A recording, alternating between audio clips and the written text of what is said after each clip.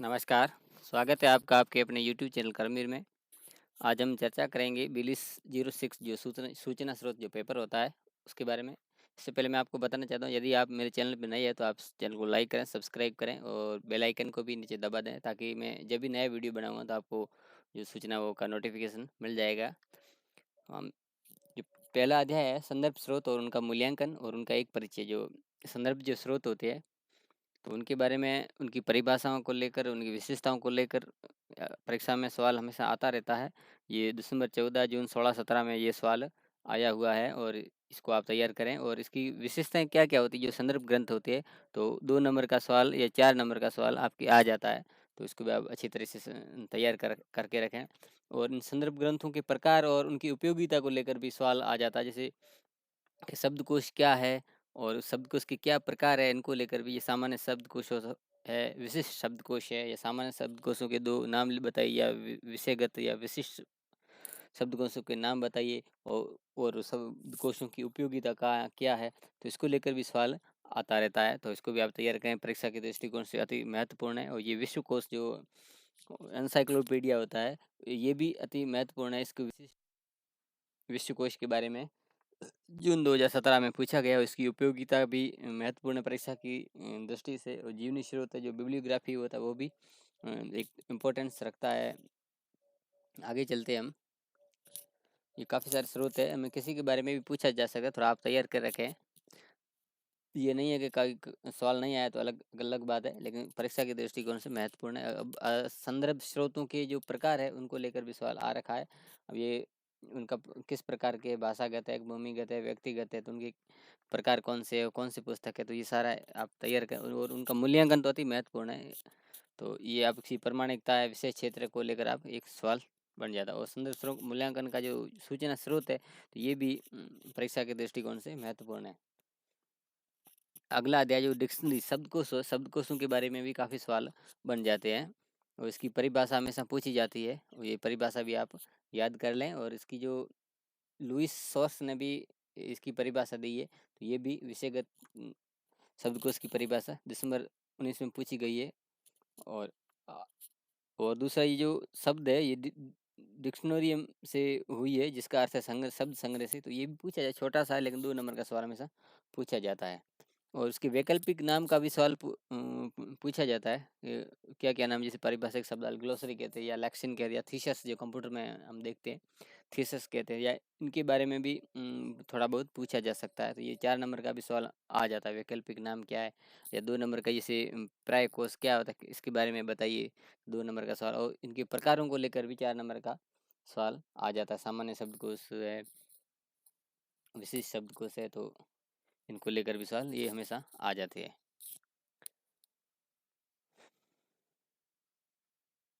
और इनकी उपयोगिता को लेकर भी सवाल परीक्षा में आ जाता है। और शब्दकोशों का जो मूल्यांकन है वो क्या है, इसको लेकर परीक्षा में सवाल आया हुआ। उसकी प्रामाणिकता है, और शब्द जो शैली है, वर्तनी है, व्युत्पत्ति है, परिभाषिक परिभाषा है।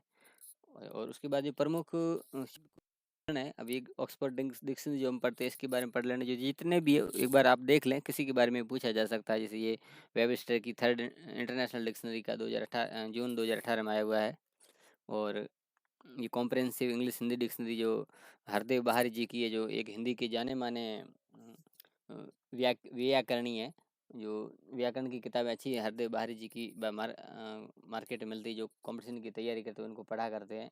ऑक्सफोर्ड हिंदी डिक्शनरी भी है मैकग्रोवर की, तो इनके बारे में थोड़ा सा आप पढ़ लें, ये भी पूछे जाने की संभावना बनी रहती है। हिंदी शब्द सागर जो है डिक्शनरी हिंदी की है।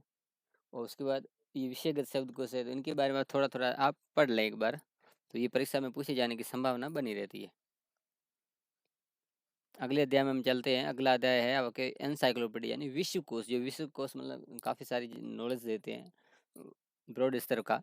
तो ये एनसाइक्लोपीडिया जो एनसाइक्लोस और पीडिया से बना, जिसका अर्थ है ज्ञान की परिधि, और पीडिया का मतलब सीखना से। जून 16-17 में सवाल आया हुआ है। अब इसकी जो श्रेणी है, अब उसके बारे में भी सवाल पूछे, जैसे सामान्य विश्वकोश है, विशिष्ट विश्वकोश है, तो ये भी 2 नंबर का सवाल पूछा जा सकता है। 4 नंबर का पूछा जा सकता है कि इसकी उपयोगिता क्या है। और उसका जो मूल्यांकन के प्रमुख बिंदु क्या-क्या होना चाहिए? कई बार लगातार 3 सालों में परीक्षा में आया हुआ है। अब ये मूल्यांकन की प्रामाणिकता वगैरह ये भी आप देख लें, इम्पोर्टेंट है परीक्षा के दृष्टिकोण से। प्रमुख विश्व कोशों का जो विवरण है, ये जैसे न्यू एनसाइक्लोपीडिया ब्रिटेनिका है। अब इसके जो 3 इसके बारे में पूछा जैसे इसके जो 3 है, ये माइक्रोपीडिया, मैक्रोपीडिया और प्रोपेडिया, इसके बारे में हमेशा पूछा जाता है। इसको आप थोड़ा तैयार कर लें। कॉम्पिटिशन में भी पूछा जाता है यहाँ तक कि। और एनसाइक्लोपीडिया अमेरिकाना ये जून 19 में पूछा गया है, ये भी इम्पोर्टेंट है।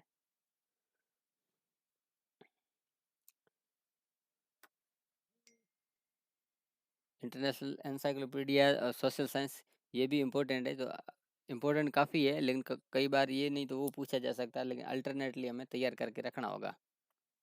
ये encyclopedia library and information science, ये भी इम्पोर्टेंट है, तो इसको भी आप पढ़ लें। ALA world encyclopedia library science, ये भी है।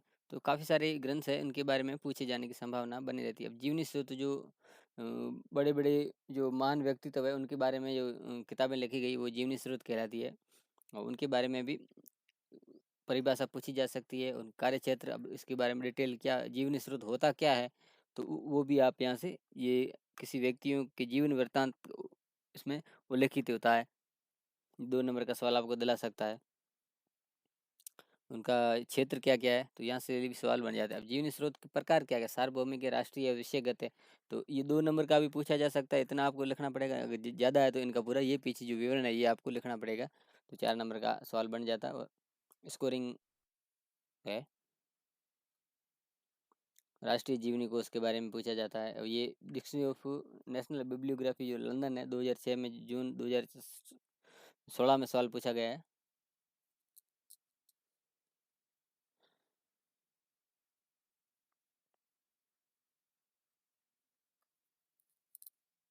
और जीवनी स्रोतों के मूल्यांकन की जो प्रमुख बिंदु है, तो इस प्रामाणिकता है, विषय क्षेत्र है, संकलन विधि है, इसको लेकर भी ये सवाल बन जाता है। और इसकी विशेषताएं भी, ये भी इम्पोर्टेंट है सवाल कि क्या क्या विशेषताएं जीवनी स्रोतों की, तो ये पूछा जा सकता है। अगला जो चैप्टर है हमारा, भौगोलिक स्रोत, जो एटलस वगैरह ग्लोब वगैरह होते हैं, गैजेटियर, वो है। इनमें भी सवाल आ जाते हैं कि भौगोलिक स्रोतों के प्रकार है, सामान्य संदर्भ स्रोत, भौगोलिक संदर्भ स्रोत, ये आ सकते हैं। या 4 नंबर का तो इसका विवरण भी पूछा जा सकता है। ये भौगोलिक स्रोत क्या होती है, जून 19 में पूछा गया है। और ये श्रेणियाँ कितनी है, दिसंबर 14 और जून 17 में पूछा गया सवाल है। और इसकी उपयोगिता को लेकर भी सवाल पूछा गया है।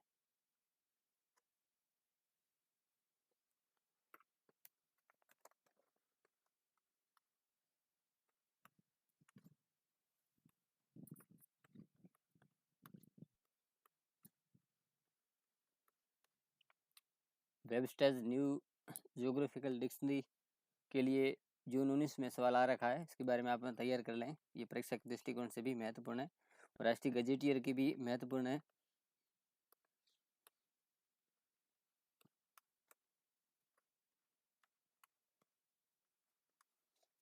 अगला जो निर्देशिकाएं या हस्तपुस्तिकाएं जो होती है, इसको लेकर भी सवाल आ जाता है।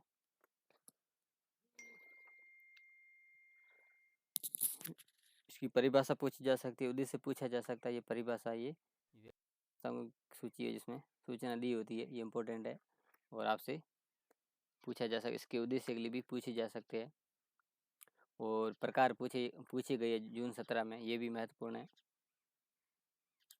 टेलीफोन डायरेक्टरी है, संस्थागत डायरेक्टरी है, जिसमें वो सारी सूचना दी थी, उनके टेलीफोन नंबर वगैरह, ये सारी डायरेक्टरियाँ होती है।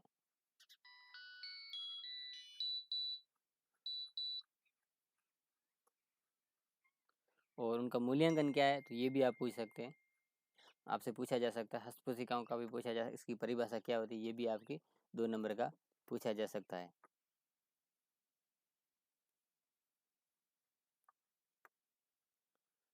और प्रकार पूछे जा सकते हैं।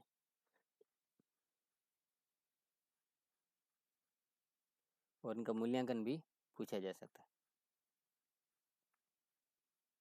वार्षिकी जो पंचांग होते हैं, उनको लेकर भी सवाल आ जाता है। इसकी वार्षिकी क्या होती है, ये भी पूछा जाता है। और पंचांग क्या होता है, ये भी पूछा जाता है। और उपयोगिता क्या है, ये भी 4 नंबर का सवाल पूछा जाता है। और वार्षिकी की श्रेणियाँ क्या-क्या है, ये भी 2 नंबर का या 4 नंबर का सवाल पूछे जाने की संभावना रहती है। और पंचांग का सवाल लगातार 3 सालों में आया हुआ है और ये भी इम्पोर्टेंट है। और विश्व की जो कोश के जो पूरक अंक है वो भी इम्पोर्टेंट है। मूल्यांकन बिंदु भी इम्पोर्टेंट है।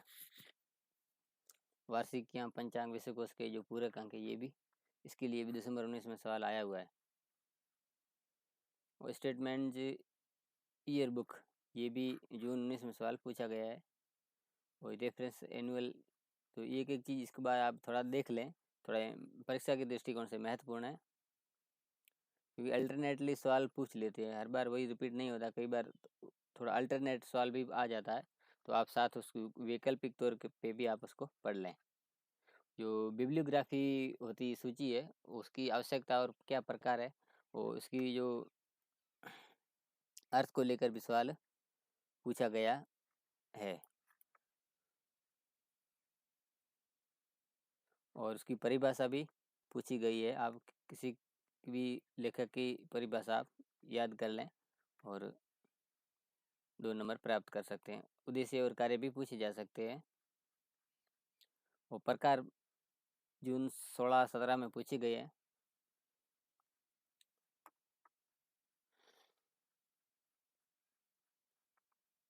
और इसकी जो मूल्यांकन है ये भी पूछे को, ये बिब्लियोग्राफी है वगैरह, इनके मूल्यांकन भी पूछे गए हैं। अगला अध्याय है हमारा विषय परक, जो सब्जेक्ट बिब्लियोग्राफी किसी विषय से संबंधित है, तो उसको लेकर भी उसकी परिभाषा में पूछी गई है।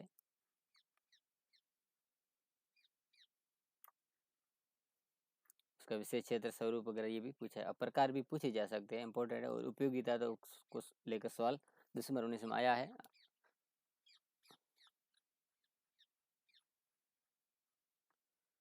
वाक्य में सूची और इंटरनेट में इनका मूल्यांकन भी पूछा जा सकता है।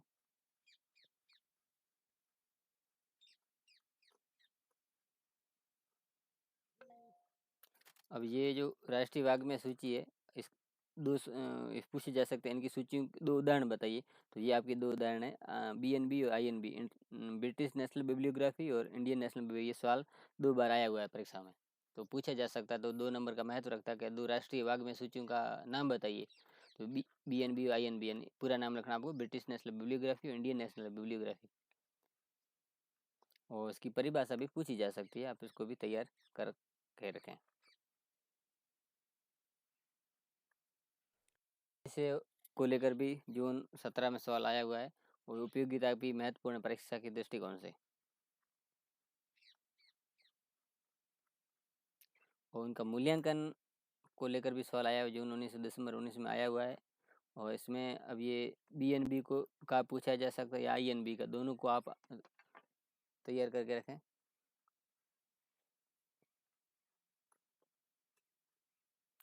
ये आईएनबी का है, तो इसमें किसी एक का 4 नंबर के लिए पूछा जा सकता है, संभावना है।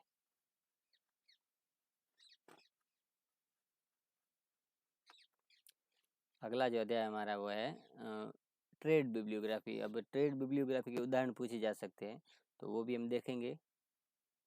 परिभाषा भी पूछी जा सकती है, ये आपकी परिभाषा थी।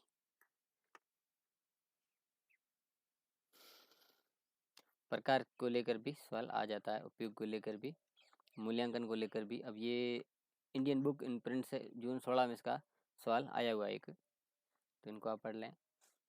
इंडियन बुक्स इन प्रिंट है।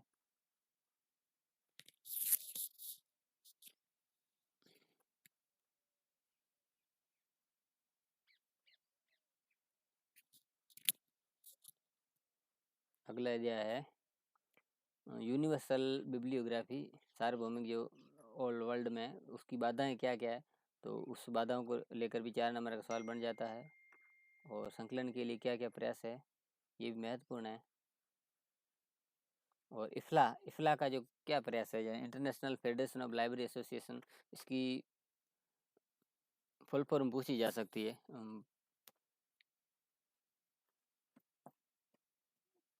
और अनुकरणीय अनुक्रमणीय अनुक्रमणीकरण और सार पत्र यानी इंडेक्सिंग एंड एब्स्ट्रैक्ट प्रीडिकल्स। प्रीडिकल्स जो शाब्दिक हो जाए ना, एक कुछ निश्चित अंतराल के बाद 2 वर्णों में या 3 वर्णों में ऐसी बात आती है, उसको प्रीडिकल्स कहते हैं। परिभाषा इसकी पूछी जा सकती है, आवश्यकता पूछी जा सकती है। अब ये इसकी उत्पत्ति कहाँ से हुई है, ये भी आप तैयार करके रखें। इसकी कार्य क्या है, आवश्यकता क्या है, ये प्रकार पूछे गए हैं, ये पूछा गया है। तो इस तरह से काफ़ी जो इम्पोर्टेंट सवाल, पार्ट छोटा था लेकिन ये किताब थोड़ी छोटी सी है, लेकिन सवाल काफ़ी बन गए हैं, वो इम्पोर्टेंट है और याद करने योग्य भी है। तो काफ़ी सवाल हमने देख लिए हैं। अब ये जो इनका मूल्यांकन है, ये भी पूछा गया है। तो जितने भी जीवनी क्रोश से जो स्रोत है, उनकी उपयोगिता क्या है, उनका प्रकार कौन कौन से हैं, और उनके जो मूल्यांकन बिंदु है, कोई भी सवाल अल्टरनेटली आ जाएगा। तो अगले वीडियो में फिर मिलते हैं, तब तक के लिए धन्यवाद।